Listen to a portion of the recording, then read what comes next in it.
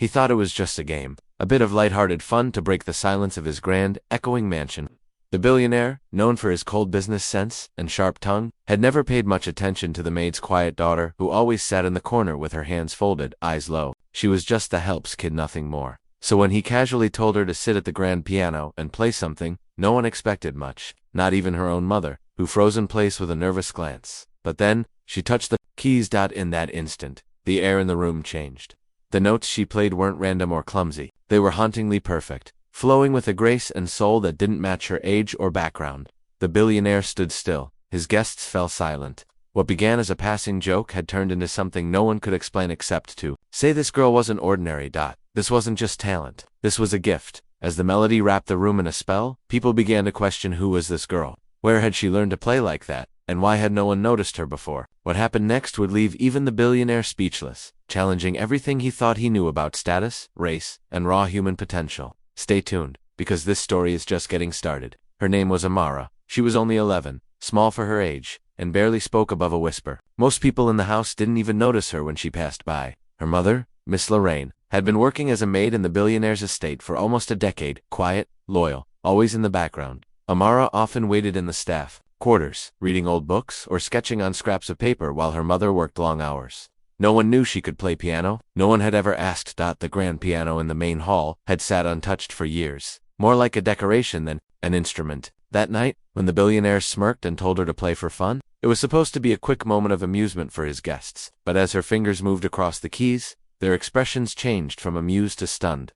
They weren't just listening to a child, they were watching something rare, something powerful unfold. What they didn't know was that Amara had never taken a single lesson. Everything she knew, she taught herself by listening through thin walls, watching online videos in secret, and sneaking into the music room after hours. She remembered melodies after hearing them once. Her mind understood music the way most people understand language. But now that her secret was out, questions started swirling. How long had she been hiding this? And what would happen when a billionaire with all his influence suddenly took notice of a girl like her? After the performance, the room stayed eerily quiet. No applause, no words, just stunned silence. Amara slowly pulled her hands back from the keys, unsure if she'd done something wrong. Her mother stood frozen in the doorway, eyes wide, heart racing. She had always warned Amara to keep her gift private. In a house like this, where power and image ruled everything, being noticed could mean trouble.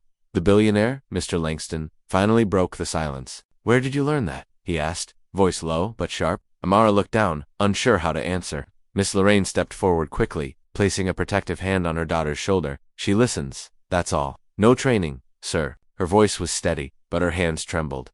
That night, after the guests left, Langston summoned his personal assistant. "Find out everything about that girl. I want to know what she's been hiding, and why."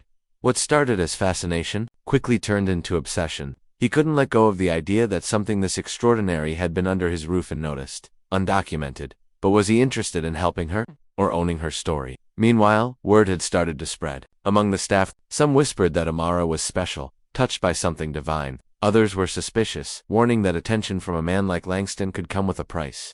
Even within the household, tension rose. Jealousy, fear, and curiosity began to stir, and Amara, she just wanted to play for herself, for her mom, for the joy of it. But the world had already decided. She was no longer invisible. In the days that followed, everything changed for Amara. She was no longer just the maid's daughter. Suddenly, Mr. Langston was calling for her daily, asking her to play in front of new guests, business partners, and even a few journalists. Cameras appeared. Smiles became stiff. What once felt magical now felt staged. Amara played because she was told to, but the music didn't feel the same anymore. Miss Lorraine watched it all unfold with growing worry. She knew what it looked like: opportunity, a billionaire giving a poor girl a chance to shine. But she also knew her daughter's soft spirit, her quiet heart. This spotlight was too bright, too sudden, and not built to protect someone like Amara. Offers started rolling in: private schools, sponsorships, music labels, but everything had Mr. Langston's name behind it. Every offer came with strings. Behind closed doors, the assistant confessed to Miss Lorraine that Langston had even pulled Amara's birth records. "He wants to adopt her," she whispered, "make her part of his legacy." Miss Lorraine's stomach dropped. This wasn't generosity. It was control dressed up as kindness.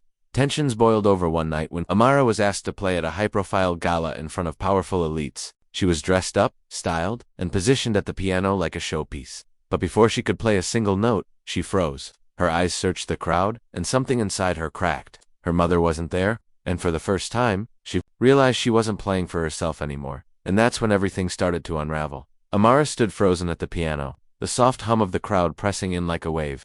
Lights blinded her, but it wasn't the stage that scared her, it was the silence. The kind of silence that expected something magical from her. Again, but this time, the magic wouldn't come. She slowly stepped down, her polished shoes clicking against the marble floor, heart pounding. She wasn't supposed to be alone. Her mother always waited in the wings, always back at the estate. Miss Lorraine was gone. No one had seen her leave. Her room was untouched, her phone left behind, and there were no messages.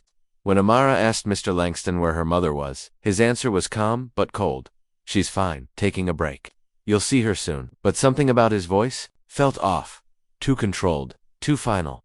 That night, Amara searched every corner of the mansion, whispering her mother's name. The house felt colder, darker. The staff had grown quiet around her. Some looked away when she passed. One even muttered, "You shouldn't have played that night." Then, tucked deep in a drawer in her mother's room, Amara found something. That didn't make sense, a letter with Langston's signature, dated weeks before that gala. It mentioned a guardianship transfer. Her name, his name, and her mother's crossed out. Amara's hands trembled as she read the last line. Once custody is formalized, all further contact will be limited. The girl who once played for Joy now faced the one performance that would decide everything, how to escape a stage she never asked to stand on. Amara clutched the letter to her chest, heart racing. The truth was right in front of her. Mr. Langston had been planning this all along. The attention, the praise, the sudden offers, it wasn't about her talent, it was about control. Her gift had become a prize, and he wanted to own it. And now, her mother was gone, silenced in the process. But Amara wasn't the same quiet girl she was weeks ago. That night, as Langston prepared for another lavish event with Amara set to perform, she made her move. She waited until the guests were seated, the cameras ready, and the room buzzing with anticipation. Then, in a voice stronger than anyone had ever heard from her, she stepped to the microphone and said, "Before I play, I have something to share." She held up the letter. "This is proof that Mr. Langston tried to take me away from my mother. She didn't leave me. She was pushed out of my life." Gasps rippled through the room. Langston's expression twisted, but before he could move, Amara's mother appeared at the back of the hall, flanked by 2 lawyers and a woman from Child Protection Services. Somehow, Amara had managed to get the letter copied and sent out before the performance. Help had come just in time.